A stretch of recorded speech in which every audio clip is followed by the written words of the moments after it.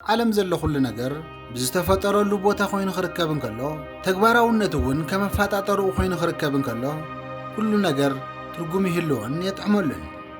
ንኣብነት ዓሳ ክነብር ዝተፈጠረሉ ኣብ ውሽጢ ማይ እዩ እንተኾነ ግን ተግባራውነቱ ከመፋጣጠሩ ተዘይኸውን ነይሩ ካብቲ ዝነብረሉ ማይ ወፂኡ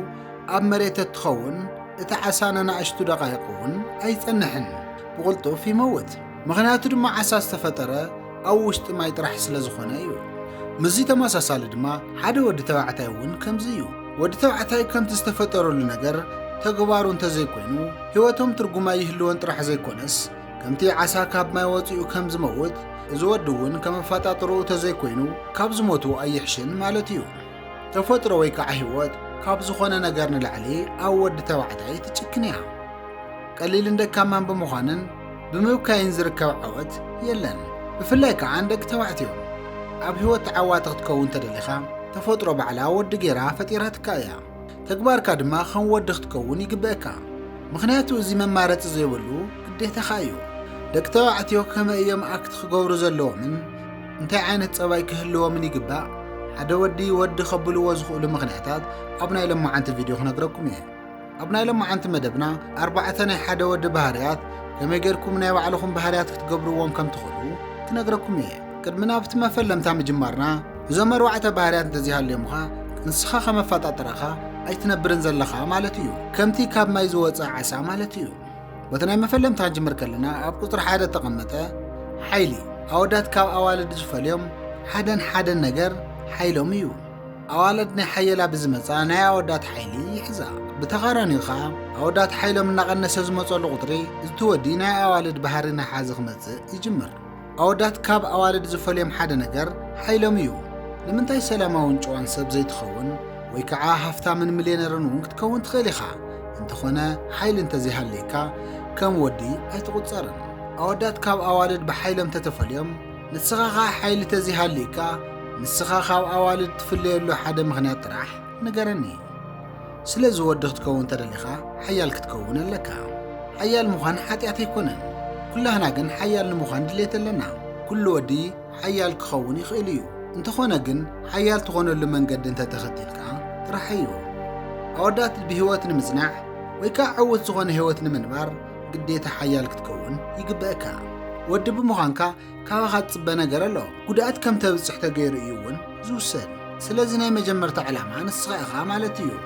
ህይወት ከመይ ገይራ ከም ተስተኣናግደካ ረአ ዝተፈላለዩ ዓይነታት ሽግራት ናብ ህይወትካ ይመፁ ንስኻ ድማ እዞም ሽግራት ንምሕላፍ ሓያል ኮይንካ ክትቀርብ ይግበአካ ሓደ ነገር ክነግረካ ሓያል ተዘይኮይንካ ግን ህይወት ተሽክመካ ሸኽሚ ክትሽከሙ ኣይትኽእልን ዝመፀካ ሽግራት እውን ክትዋፅኦ ኣይትኽእልን ማለት እዩ እዞም ኣብ ህይወትካ ዝመፅኻ ብዙሓት ሽግራት ንኽትሰግሮም ሓያል ወዲ ክትከውን ኣለካ ዕውት ንምዃን እውን ግዴታ ሓያል ክትከውን ኣለካ ሓይሊ ተዘይሃልይኩም ዓወት ዝበሃል ነገር ክትሓስቡ ኣይትኽእሉን ሃፍትን ምርካብ ሓይሊ ክህልወኩም ይግባእ ሕጉስ ዝኾነ ስድራ ቤት ንምህላው ሓይሊ ዘለዎ ኣቦ ስድራ ክትከውን ኣለካ ትፈትወካን ተኽብረካን ትእዘዘካን ዓይነት ሰበይቲ ወይ ከዓ በዓልቲ ሓዳርካ ተደሊኻ ሓያል ወዲ ክትከውን ኣለካ ምኽንያቱ ሓንቲ ጓል ምስ ሓደ ሓያል ወዲ ናይ ምዃን ዕድላ ስለ ዝኾነ ሰባት ምምራሕን ምምሕዳርን ተደሊኻ እውን ግዴታ ሓያል ወዲ ኮይንካ ክትርከብ ኣለካ ምኽንያቱ ሰባት ብሓያል ወዲ እዮም ዝምርሑ ሓደ ወዲ ሓያል ኣይኮነን ክበሃል እንከሎ ክንደይና ህይወት ከም ትጽልምቶ ክትዕዘብ ኣለካ በዚ ምኽንያት ህይወት ኣብቲ ደካማ ወዲ ትሕይል ሓያል ሰብ ተዘይኮንካ ግን ኣብ ቅድሚ ሰባት ሓያል ኮይንካ ምቕራብ ናይ በሊሕ ሰብ ኣተሓሳስባ እዩ ሓይሊ ንሓደ ወዲ መማረፁ ዘይብሉ ግዴቱ እዩ ሓያል ወዲ ኩን ካልኣይ ኣብ መበል ካልኣይ ዝተቐመጠ ናይ ሓደ ወዲ መግለፂኡ ድፍረት ወይ ከዓ ትብዓት ወዲ ኮይኑ ድፍረት ተዘይሃልይዎ ዒፍ ኮይና መብረሪ ወይ ከዓ ክንፊ ዘይብላ ማለት እዩ ሓደ ግዜ ወዲ ኮይንካ ክትነብር ዘለካ ደፋር ክትከውን ይግበአካ መብዛሕትና ደፋር ማለት ናይ ምፍራሕ ስምዒት ዘይስምዖ ይመስለና እንተኾነ ተሓቂ ግን ድፍረት ማለት ምፍራሕ እናተሰምዐካ ናብ ቅድሚት ምጓዓዝ ዘይምቁራፅ ማለት እዩ ወይ ድማ ፍርሕና ተቋፃፂርና ክንገብሮ ዝግበአና ነገር ምግባር ማለት እዩ ፈራሓትን ደፋራትን ሓደ ዓይነት ናይ ፍርሒ ስምዒት ይስምዖም እዩ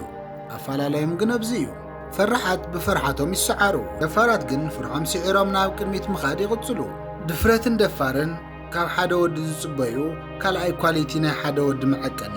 እዩ ስለዚ ኩሉ ማሕበረሰብ ካብ ወዲ ድፍረት እዩ ዝፅበ እንተኾነ ግን እቲ ድፍረት ካብቲ ወዲ ተዘይረኺቦም ግን ከም ተራ ሰብ ኮይኑ ይቁፀር ሓደ ወዲ ፍራሕ ኮይኑ ተተረኣዩ ከዓ ይነዓቕ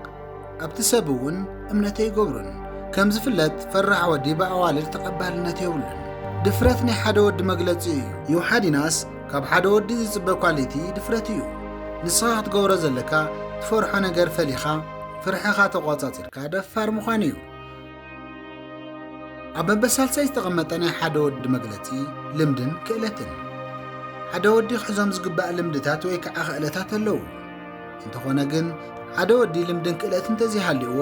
ኣብዛ ተወዳዳሪ ዝበዝሓ ዓለም ንድሕሪት ይቐሪ ማለት እዩ ሓደ ወዲ ክህልዎ ዝግባእ ልምድን ክእለትን ክነግረኩም ኣወዳት ብብዙሕ ነገር ልምድን ክእለትን ተሃልይዎም ኣብ ቅድሚ ሰባትን ኣብ ዝተፈላለዩ ነገራትን ተቐባልነቶም ዝለዓለ እዩ ከም ዝፍለጥ ኣብ ኩዕሶ ዓለም ናይቲ ቡድን ጽቡቕ ልምዲ ዘለዎ ተጫዋታይ ከም ሓለቓ ወይ ከም ካፒቴን ኮይኑ እዩ ዝመርሖ ሓደ ወዲ እውን ልምድን ክእለትን ተሃልይዎ ንስኻ ንኻልኦት ተመራፂ ወዲ ትኸውንን ናይ ምምራሕ ቦታ እውን ትሕዝ ማለት እዩ ስለዚ ናይ ሓደ ወዲ ሳልሳይ ኳሊቱ ልምድን ክእለትን ክህልዎ ይግባእ ማለት እዩ ናይ ሓደ ወዲ መግለፂኡ በራብዓይን ናይ መወዳእታን ዝተቐመጠ ክብሪ ይኸውን ክብሪ ንሓደ ወዲ ኣድላይ ነገር እዩ ዘይኽበር ወዲ መብዛሕትኡ ግዜ ተደላይነቱ እናቐነሰ እዩ ዝመጽእ ድኽሞቱ ክበዝሕ ከለውን ብሰባት ክብሪ ይስእን እቲ ዝበለፀ ነገር ግን ሓደ ወዲ ካብ ዝጽበዮ ነገር እንተዘይገይሩ እዚ ወዲ ክብሪ ኣይወሃቦን ንኣብነት ሓንቲ ጓል ኣንስተይቲ እናተወቕዐት እናርአየ ሱቕ እንተኢሉን ሓዲግዋ ተኸይዱን እዚ ሰብ እዚ ብምንታይ ኢኹም ክተኽብርዎ ትኽእሉ ወይ ከዓ ሓደ ወላዲ ውላዱ ወዲ 12 ዓመት ኣይዘዝን ኢሉ እንተፀሪፍዎ እንተኒዕቕዎን ክትሪኡ ከለኹም ነቲ ወላዲ ዘለኩም ቦታ ይቕንስ ዶ ወይስ ይቕንስን ነቲ ወላዲ ዘለኩም ቦታ ይቕንስ እዩ እንተኾነ ግን ከምዚ ክብለኩም ከለኹ እቲ ወላዲ ትንዕቕዎ ኣለኹም ማለት ይኾንኩን እዚ ናይቲ ውላድ ሽግር ከም ዝኾነ ክትርድኡኒ ይግባእ ሓደ ወዲ ንባዕሉ ጠጦ ምባል ተዘይክኢሉ ዝኾነ ሰብ ካብ መሬት ተላዒሉ ክፀርፎም ከዋርዶን ከሎ ስቕ ኢሉ ዝርኢ እንተኾይኑ ነዚ ሰብ ክብሪ ይህልወኩም ዶ ወይስ ኣይህልወኩምን ናትኩም ሓሳብ ኣብ ኮመንት ጻሕፉለይ ኩሉ ሰብ ሓደ ወዲ ንክኸውን ይጽበእ ሓደ ወዲ ተኸቢሩ ክነብር ከሎ ዝኾነ ሰብ ንዕኡ ናይ ምንዓቕ ድፍረት ኣይህልዎን ስለዚ ዞም ነገራት እዚኦም ኣማሊኻ ብኽብሪ ክትነብር ንጽበእ ኣብ መወዳእታ ሓደ ነገር ክነግረካ ወዲ ተባዕታይ ክኽበር ዝግብኦ ብስርሑን ስርሑን ጥራሕ እዩ ሓይሊ ክድመር ድፍረት ክድመር ክእለት ክድመር ክብሪ እዚኦም ተደሚሮም ንዓኻ ወዲ ይገብሩኻ ስለዚ ስምዐኒ ሎሚ ዝነገርኩኻ 4 ናይ ኣወዳት ኳሊቲ